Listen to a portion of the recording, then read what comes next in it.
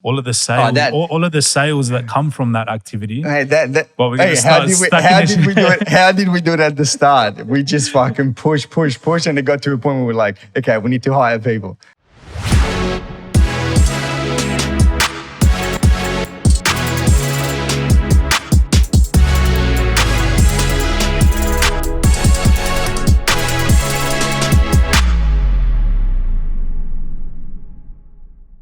Welcome back to another episode of Defiant Talk. It's your host here, Sid, and my business partner and co-host of this podcast, Defiant Talk, Jamie. How are you, man? I'm doing well, mate. How are you? Very good. How was your weekend? Yeah, it was nice, man. It was nice and relaxing. Got to actually turn the laptop off for one day of the weekend. It's the wife's birthday coming up, right? Yeah, it's the wife's birthday. So, yeah, really kicked back and relaxed after a couple crazy months, as you know. So... yeah, it's good, man. I'm really pumped actually today to kind of go through. I'm just kind of skimming over some of these questions here, and looks like there's some good juice in here today. Beautiful, man. Let's get straight into it. Let's go. Do you want to kick it off, or? Yeah. So here's obviously a couple of questions that Sahar, our podcast coordinator, has put together. And yeah, I guess the first one. Let's just start from the top. So. Question for you, Sid. What's the most exciting improvement that you see in yourself at the moment? I think from a personal level and within the business, the ability not to judge myself. Okay. Kind of towards the work that I do, like the way that I'm trying to look at the things that I do is basically just from a level of output, just show up, do the work without judging it, and basically quantity over quality for me at the moment. Mm-hmm. When have you like what's been the thing that has made you realize that? Was it like a particular moment, or is it just like gradually? I think just being exposed to different lines of thought. Like I'm reading a lot, which is something that I hadn't really done in, I'd say, over 6 months. Yeah. So I'm kind of trying to hack my time at the moment, and I'm listening to audiobooks rather than reading. So as a business, we now have a subscription to Audible. And it takes me about 20 minutes to drive, to and from work every day. So in my commute to work, I just listen to audiobooks, and I'm able to, by listening to every book at a speed of like 1.6, I'm able to consume a book a week. It's huge. Yeah, so that's a little hack. That's basically, I've been able to change my line of thought in regards to a bunch of stuff, and I'm just not judging the work that I do. Very cool. What about you, man? For me, what's exciting is I really feel like everything's starting to click for me. Just in the way that we are approaching the business, the way we're actually delivering results, and also just we obviously still quite young in the business. We tried out a lot of things in the early stages, and I think now we're really starting to refine exactly and really know who we are and why we're doing what we do, and it's really feeling like it's clicking to me at the moment. I'm being able to hop on calls with, and assist the sales guys in their conversations, and just the delivery about what we do. It's coming out so naturally. So I think that's really exciting. Would you say there was a moment as well for you? Yeah, probably just the last kind of, I guess, 3 or 4 weeks in particular. We start just the way that we've audited clients coming on board. We've really taken an approach to really auditing who we bring on board, and then obviously delivering that audit back to the clients with the sales guys. That's been the moment. That's been the opportunity for me to, again, reconnect with customers before they're even coming on board. And just the way I've been able to deliver things, I feel like it's flowing perfectly. And it's also, you see, like literally people are writing notes about our process.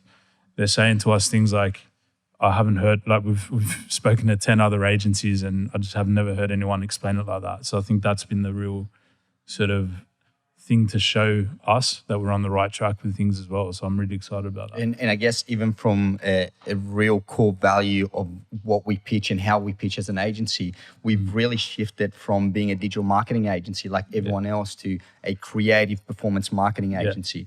Would you say that, in your opinion, the full rollout of iOS has actually helped us pinpoint that vision of a creative agency? Absolutely. iOS 14 has completely shaken up the advertising industry.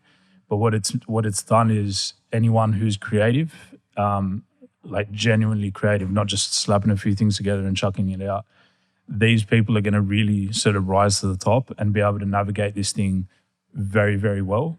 And I'm just so happy that we made that pivot like 6 to 8 to even, right from the start pretty much. Like we've always had that vision about being a creative performance agency. And it's really just, last few weeks, it's really just clicking. Yeah, so and I guess the both of us really understood that the variable of success when it comes to advertising, it's always the creative. Yep. Before you tell me how good your brand is, your product is, you have to grab my attention. Absolutely. And the way that we do that in 2021 is by stopping the scroll. Mm-hmm. For the scroll to stop, the creative needs to be thumb stopping. Yeah, absolutely, man. Awesome, man. What has Defiant grown out of recently, and what is it growing into? Kind of ties into that. Yeah.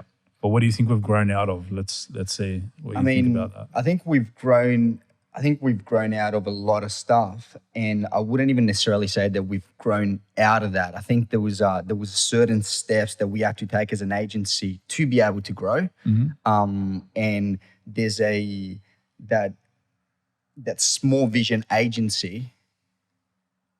It's no longer there. We're looking at stuff, even the way that we've operated. I mean, both you and I know, but I think it's good for the audience to kind of listen into this, is the way that we run the agency is quite expensive as business owners. And the reason why we ran the agency in this certain way, it's because performance was never a negotiable for us, right? So we had to create layers to be able to fulfill, clients and deliver performance. Now we're shifting from a model that it's, a pod structure where we actually allocate resources to a single client to more of a department and division kind of vision for the agency. So we're now growing into the stage of like breaking everything that we know about structure and rebuilding it so that we can access the next level of growth for the agency. 100%. My actual, so what we've grown out of, definitely our office, that's for sure. Like sardines in there at the moment. So it's actually pretty exciting looking at some new places to call home for the next couple of years. That's pretty epic. Yeah, to be able to, then push that frontier of like the 30 staff in the near future. Exactly. And I also agree with you. Yeah, we are growing out of that sort of smaller mindset into, all right, how do we make this, like, how do we grow this team to proper departments and everything like that? So that's a really exciting move. And like you said, what works for you to get from sort of 0 to 10 employees doesn't work to get from 10 to 20. It doesn't work to get from 20 to 50. You have to be able to continuously break things and rebuild them all the time. And that's kind of what we're going through at the moment, which is really cool. What mistake has Defiant made in the last year that you learned the most from?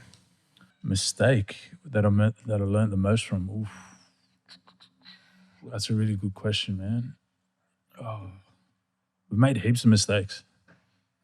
In all honesty, like we've made lots of mistakes, but I like to look at every mistake or every challenge as just a fast-track learning, fast-track university degree. One of the mistakes I would say is we probably tried to offer too many things that we weren't necessarily specialists at. If I'm being totally raw. However, as you know, in our early stages, saying yes, we say yes to everything, and then we work out how to do it. Right? That's what we did. That's how we learned. That's how we grew. That's defiance right there. Exactly. You'd come to me and you'd say, "Hey, the client wants this. Can we do it?" Yep, no worries. I haven't even thought about. And I'd be like, "Jamie, can we actually fulfill it?" It's like, yep. Yeah.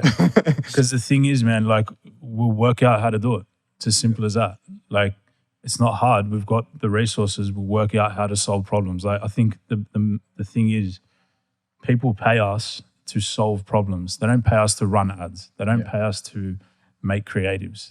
They're ultimately what they're coming to us for is to solve a problem. Because if they could do it themselves, they would. Yeah. Right. So I think that's been epic. Like it's been a mistake, sort of, if you want to look at it like that. But I like to look at it as like a fast-tracked learning experience. Yeah.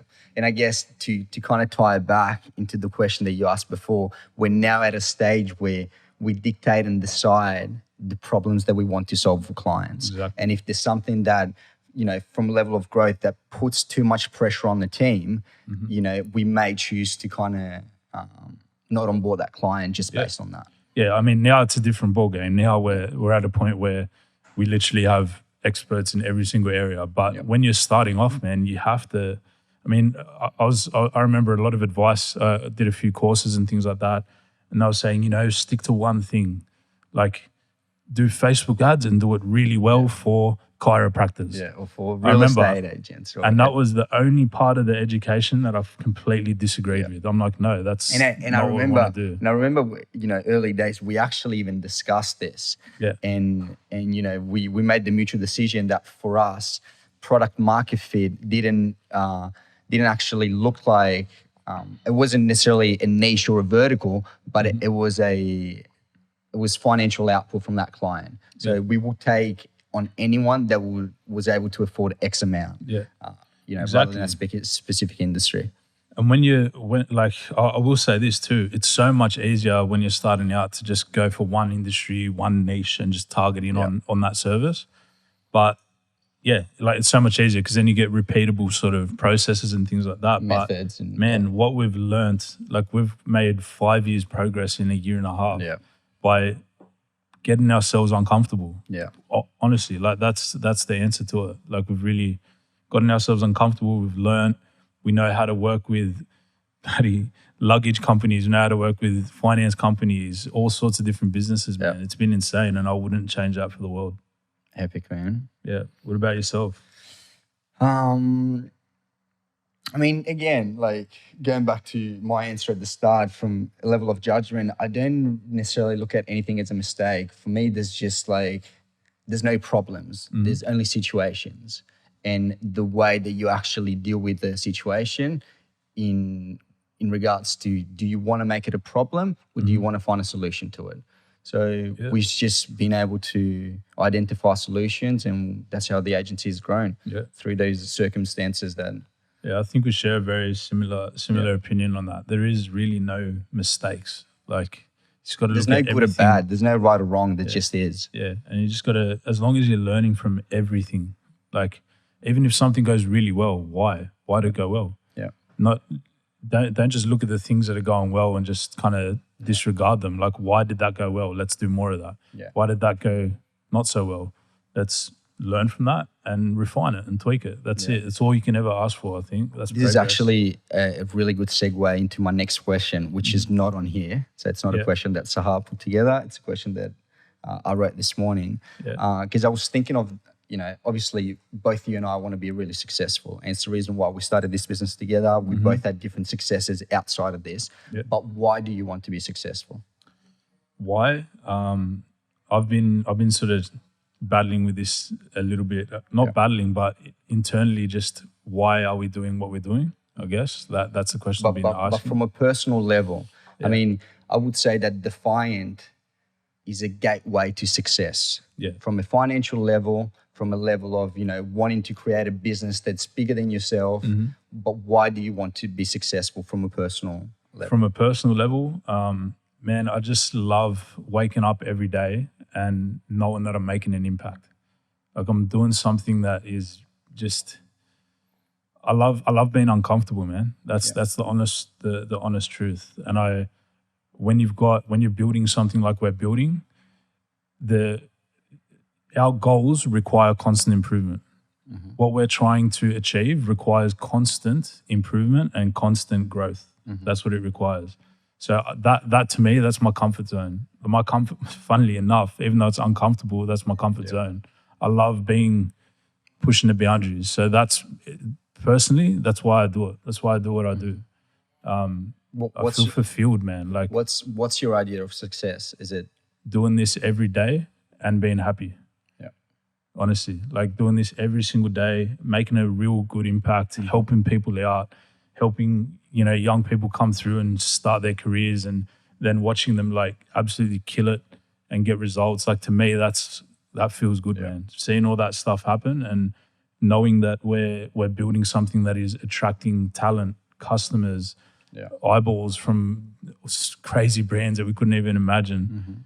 this actually excites me. And the other thing too, man, is that I know that this is just the beginning, right? We haven't even ventured into, properly creating our own brands or anything like that yet. And that's something I want to do with our entire team. And I just know that's going to be our next chapter as well. So there's just so much excitement, man. There's always like 50 things to look forward to. And that's, I think, to me, success has always been there. We're chess players, right? You show up to work and you try and make the next move to like further your cause as a business. What does success look like for you? Or maybe two questions. Why do you wake up every day and come to Defiant? Mm-hmm. And what does success look like to you? Okay, so I guess the first question is essentially, why do I want to be successful? So why do I, wake up every morning to come here?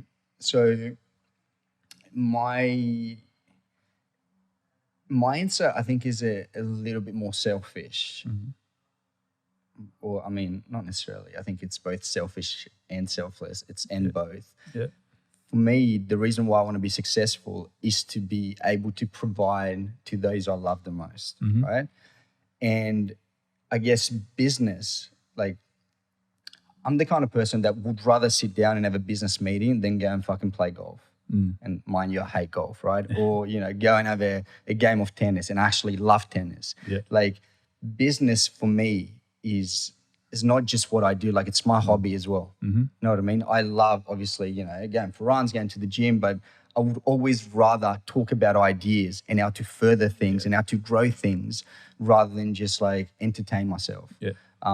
So 100%. I guess it's a part of who I am from a level of DNA. Back to the question, what I want to be able to do, like, for me, the idea of success is waking up in the morning and going to sleep at night, and in between that, doing whatever the fuck I want. Yeah. And let's also be real here, yeah? Like, because all of this is like nice and fluffy stuff. Like, we are here to make money as well. Yeah. Like, we want to make fuckloads of money, let's be honest, right? But that's the thing, right? The reason we want to do it is different. That's the outcome. That's like the end goal, right? And that's going to provide for everyone that's with us. Like, we want everyone to be successful. We want our clients to make fucking stacks of cash, right? We want our team members to be involved in something bigger than just a job, right? We want, obviously, who you get into business to sort of make money, right? So let's be real with that. But I think our why is starting to become much bigger, and I think over time we're going to realize even more. I think one really good thing is, I remember a couple podcasts back, I think that a similar question came up like this, and we were kind of confused, like, what's our why? Why do we do what we do? I think it's been really good just in these first initial stages, just being open. Just being open to where this journey's taken us. But I think now, as we start going for that growth, going for that bigger vision and getting lots of people involved, we really need to be clear on that. And just to kind of be straight on that, there's two different personal whys that are coming together to shape the why of the actual agency. Correct. And all these people are getting involved to push a cause and to further a cause that you and I, in a way, dictate. Yeah. Right? Yeah. It's a vision that we set for the agency that these people are willing to be a part of. Yeah, exactly right. And I think a very important conversation that people need to have from a level of entrepreneurship as well is that if you're wrapping your self-esteem around, finances like net worth or, those followers that you've got on social media or, what people actually think about you, you're doing it wrong. Yeah. Like, I think the outcome of the conversation is always, do I enjoy my life? Am I happy with my life? Because if you're actually pushing this from a level of, finances, it's what we want to do, right? Yeah. We want to be able to, generate a stack of cash that's then going to facilitate other conversations. Other ideas, other concepts. But for me, my why, going back to like, why do I want to be successful, is to be able to provide to the people that I love from a financial level, because then I know that I can provide for an emotional level. That's it. And it's perhaps shit that I didn't have as a kid growing up. Yeah. And it's exactly the reason why I do what I do. That's epic, man. And like, as well, just to add on to that as well, like, if you're just doing it for the money, you're going to be in a world of pain, because in business, there's months where there's no money. In fact, you're losing lots, right? a big client might leave the agency. All of a sudden, you're in the red. This shit happens day in, day out, right? Every single day we get something thrown at us from another angle. So, and that sometimes affects the bottom line, right? If you're strictly just focused on the dollar figures and that's it, I don't know how sustainable that would be. You know, you got to have that real drive, the bigger why you're actually doing things to get you through those hurdles. The vision. Exactly, man. Awesome, well, man. okay. I think this is like a podcast, but it's actually a good you and I mean, session to clear some shit up. You and I never we literally work from two different offices right now. Like Jamie works from the boardroom because we've been scaling so quick, and there's actually no space in the office for him to be able to have a desk. And we only really catch up during directors' meetings on a Tuesday. Yeah, man, things are just so hectic. So it's good to actually have these kind of conversations here as well. So yeah, hopefully everyone's kind of getting some value out of it. Maybe you can use some of this thought process for yourself. There's a lot of juice in there. What have I tolerated from people in the past that I no longer have space for? Are you asking that to yourself? No, to you. Sorry, what have you tolerated from people in the past that you no longer have space for? I really hate gossiping. I feel like it's such a drainage of energy, and I just haven't got time for it. For me, everyone's got their own reasons as to why they want to fucking talk about shit. For me, it's about discussing ideas rather than people or events. Yeah. Perfect, man. Yeah. What about you? What have you tolerated from people in the past that you no longer have space for? Just negative energy, eh? I can't fucking stand it, eh? There's challenges, there's things that are challenging and things like that. That's a little bit different, but just someone sort of calling me up and just blowing their smoke off at me, and I just really, to be honest, man, I don't have mental space for that. Call me up, let's catch up, let's, sit down, like you said, let's discuss some ideas or just have a laugh about things. But discussing just negative energy, gossiping, I guess. Yeah, it's the same kind of shit. Because, on the other spectrum, I do believe that sometimes people do need to vent. And I think that it's good to create a safe space for people, especially, the people that you love, these people that are close to you, to be able to vent. But just gossiping where you're just pointing the finger and playing that blame game. I think blame is just a discharge of negative energy that's just not needed. Even just gossiping for sure, but more so someone coming to you venting with a problem. They're just coming at you with a problem. They're just kind of making their problem yours in a way. And you're trying to offer a solution, or even more, you're trying to get them to think about what a solution is and try and flip that negative into a positive. But there's people that have a fucking problem for every solution. I can't stand that. As soon as I realize you're someone like that, I just kind of sort of distance myself, because there's no point in talking to you at all. So I know it's kind of harsh, but go do your own work, and then we can chat. Go do your thing, come back. My door's always open, but just come back. I feel it's kind of cocky saying that, but I don't know. That's just the way it is, man. That's your opinion. Yeah. Do you envy anyone? If so, why? No, I don't envy anyone.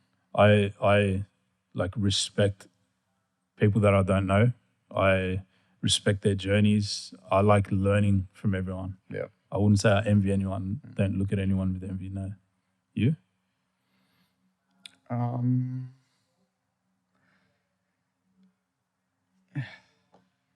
can say me if you want.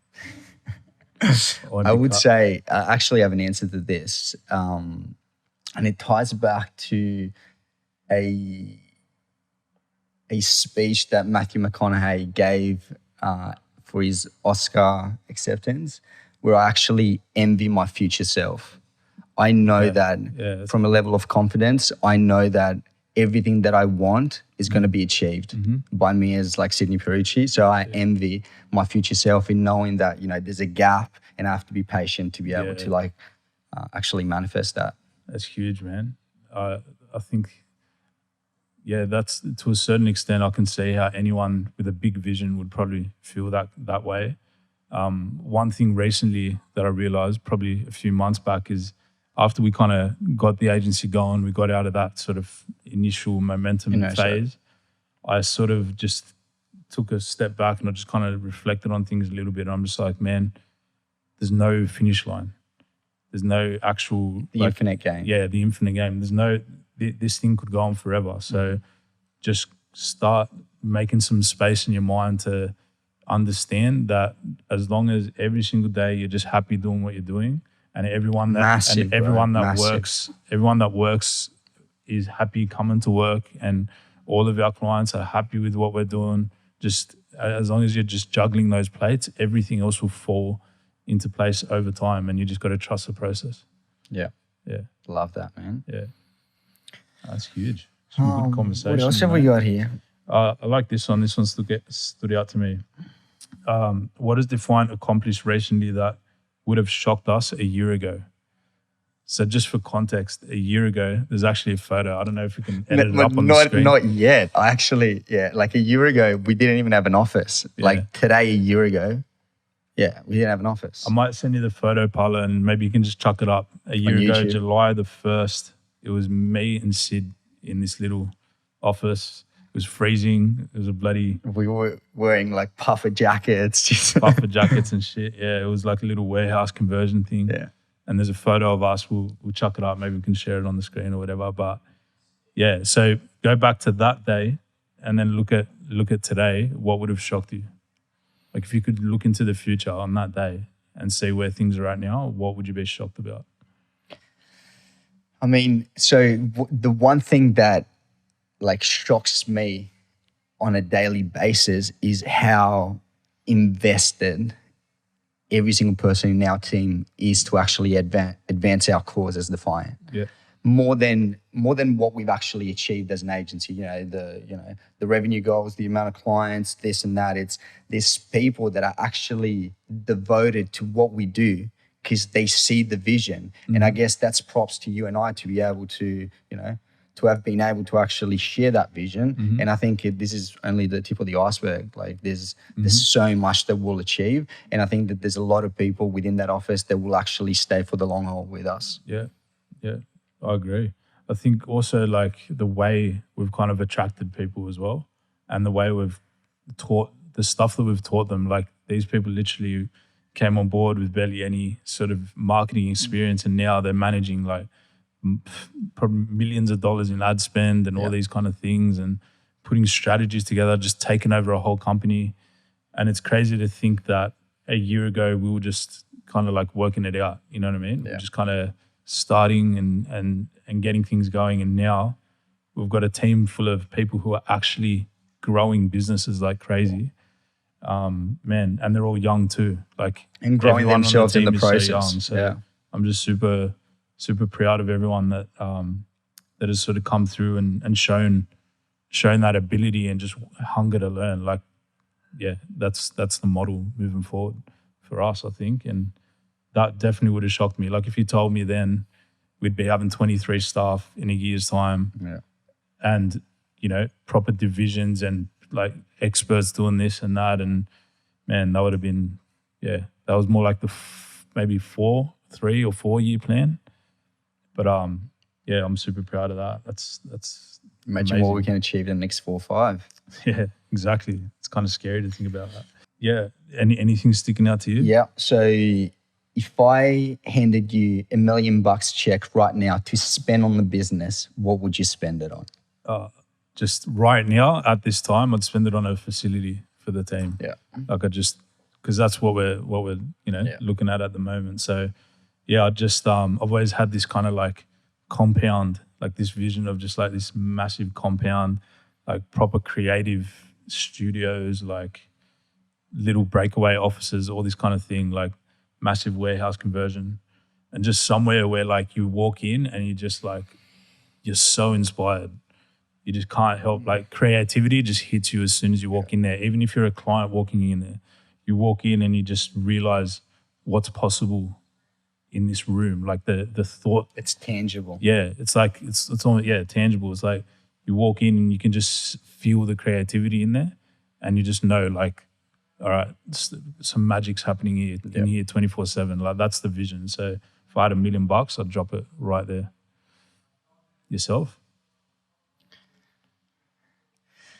I'd do something fucked up, to be honest. Yeah. What? Like just Put it all on Logan Paul or something? No. I mean, for the business, I see like going down that route. Yeah. I will try and this is kind of like in reference to like what the boys from High Smile did in 2015. I think their entire cash reserve was like 1.4 million, and they decided to spend it on endorsing Kylie Jenner to do a swipe up of High Smile, and they made $2 million back in 72 hours. So it's one of those gambles that really pays off. So if the $1 million didn't come out of the cash reserve and it was just like, a check that was given, that you gave me, that was given to us, I would probably go down the route of like, maybe a sponsorship on Logan Paul's like shorts for the Mayweather fight, or something of that caliber. Or there was a marketing stunt in Shanghai a few months back where they actually created a QR code made out of drones in the sky. Yeah. So I'll try and do something like that, like crazy, like that. Above the Opera House, that would get a heap of PR, and just like would basically push the boundaries of creativity for the agency forward based on actual output. Huge, man. Yeah. And where would you house all of the people that? All of the sales, all of the sales that come from that activity. Hey, how did we do it at the start? We just fucking push, and it got to a point where we're like, okay, we need to hire people. Yeah. So this is where me and Sid are like yin and yang, because he's got the mad creative ideas, but fulfilling on them sometimes. And then like I'd call him like at dinner time and be like, so how do we fulfill this? And James is like, I've already got an Asana board for it. It's good, man. We need that yin and yang, like, big ideas and obviously execution is what it all comes down to. There's one that actually was catching my eye. Oh, yeah. So what advice would you give to someone who wanted to follow your career path and start a marketing agency? What I would say is drop in and understand whether or not you actually want to do it. Do you want to start a creative agency, a marketing agency because it's cool right now and because social media is booming, or is it actually what you're good at? Mm-hmm. So there's a lot of factors that go into that. It would be age, how young are you, how old are you, what are your skill sets? Yeah.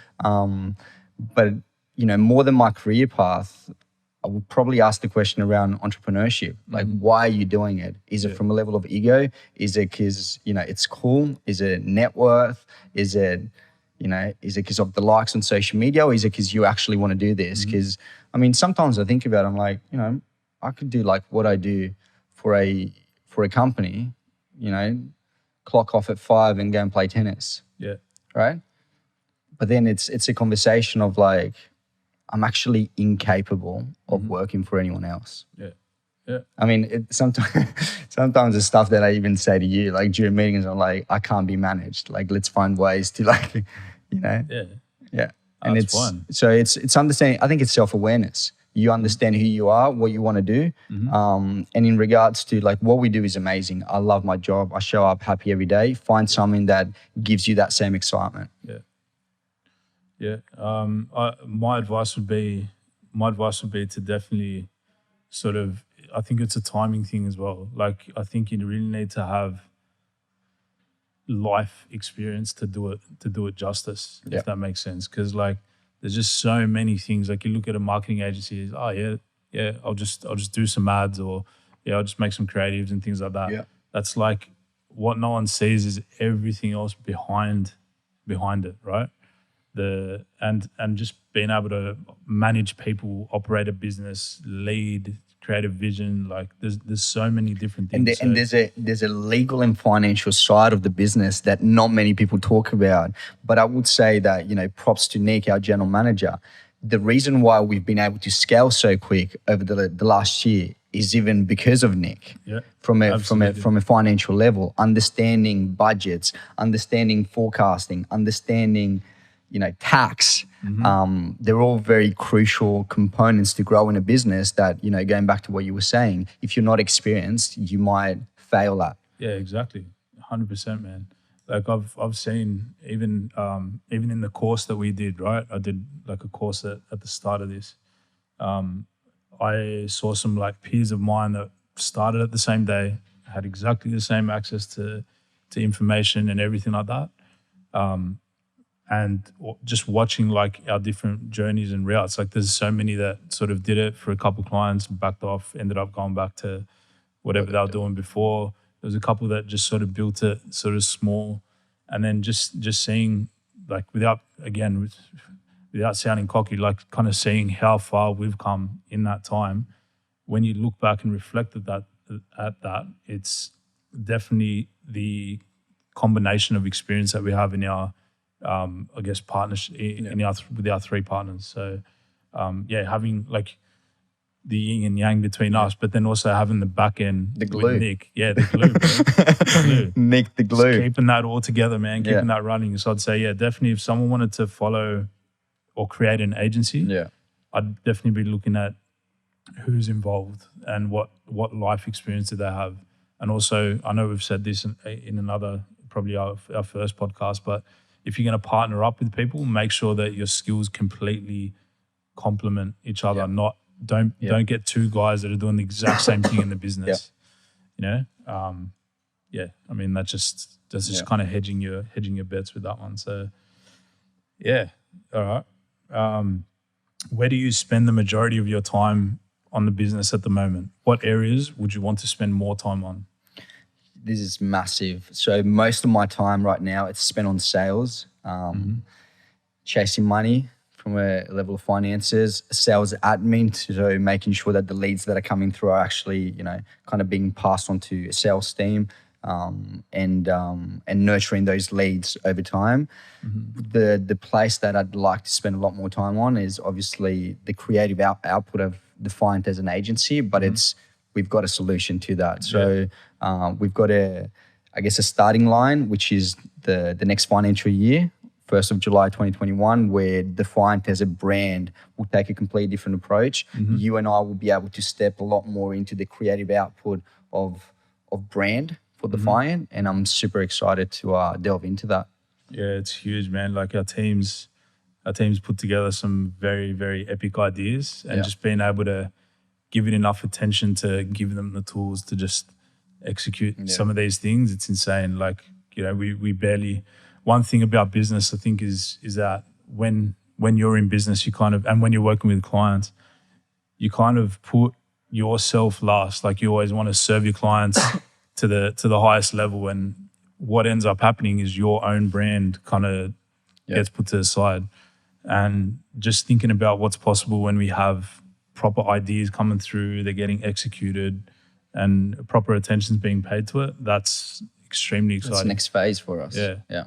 It kind of, my answer is kind of similar in a way. Like obviously where I'm spending most time is still kind of a little bit hands-on with certain things, with certain projects in particular, very, very hands-on and client-facing. In regards to performance. In regards to even things like some of the big websites that we're doing. We've only just hired a head of UX to take over that. So I think I've definitely been I've been going through this thing where I keep coming back into the trenches. Like I try to go up to more of a leadership role, but then we need to fix some things in here. So I've got to keep coming back. But where I really want to be spending my time is that sort of CEO position and really just focusing strategically on the company and focusing all of my attention on growing us as a brand and looking into new projects that we want to do and those kind of things. I think that's the most exciting thing ever. Huge. So yeah, man.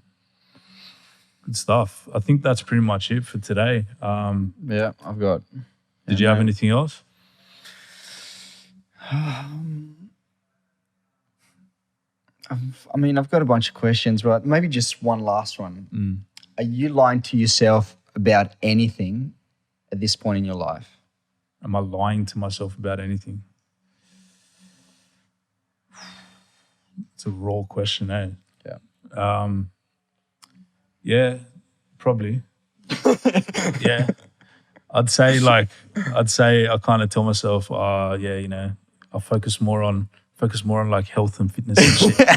I'll focus more on that. That's honestly, man, that's the one area of my life that I'm so weak at. Like I do it a few days. But you here, know few what's days funny? there. Like we trained together a couple of weeks ago. Yeah. When you're in there, you go. Oh, and bro. I even gave you that feedback. I was like, it's so good to actually train with someone that used to be an athlete because you're so body aware. Like when you actually step in, you know what to do. You know what I mean? Yeah, exactly, man. So that's honestly the one thing I'm lying a bit to myself about. Like, you know, it's all right. Like, yeah, I'll get around to it type thing. But I have to really get myself going with that stuff. I think, I always tell myself when this happens, I'll start focusing on that more. But I just got to bite the bullet, man, and stop being a little bitch. That's the honest truth. That was such an honest answer, man. I love that. Epic. What about you? Fuck, I was hoping you wouldn't ask it back.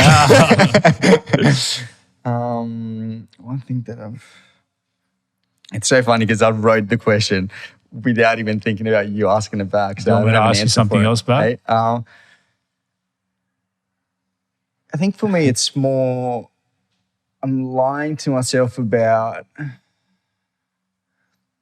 it's more this idea that like there's certain like relationships that I've abandoned, and this idea of like, over time we'll get better. Over time, without actively trying to either close the gap or cut ties completely. Mm-hmm. So it's more. So you kind of like, you're still in your mind just like lingering around with a few things like you and feel it's not just to kind of clarify, because I don't know who listens to this. It's not a relationship, is a number of relationships. Yes. Okay. So just people that I really care about, that I'm just kind of like in this place of kind of lingering, and I'm not taking action with it. Not taking action is an action. Yeah, that's right. So it's I'm not doing anything to close the gap, or I'm surrendering to the outcome, which again, going back to the first question that I answered, is having no judgment towards the situation, which is something that I like and something that I'm leaning into right now as a point in my life. But I sometimes feel these relationships weigh on me. Yeah. And I think, that's one thing that I'm lying to myself about. Yeah. I mean, sometimes when you're sort of in business as well and there's so much shit going on, sometimes it's so easy for your mind to just go there and just not deal with other certain areas of your life. Like for me, it's the fitness thing, you know what I mean? Like to me, it's like, let me get all this other shit done first, and then if I've got time, I'll do that. That's the kind of thing. So obviously with you, it might be the relationship thing, but I think we should both sort of make a conscious effort to check in with each other on that shit. Let's do it, and bro. just make sure that we're sort of improving in those areas, because if I ain't going to get any less busy, that's for sure. Yeah. So I think we just got to really make that a priority. And I think the only way that the agency will actually grow is for you and I to actually grow. Yeah, for sure, man. Absolutely. Beautiful. I think that's the end of that one. Good catch up, man. Like I know this was a podcast, but I actually feel like a bit of a catch up there. So there's good vibes all around. Yeah. We should do this over dinner or breakfast and just bring Dale along and just plug the mics in. Done. All right. Thanks for your time, brother. Thanks, guys. Cheers. See ya. See ya.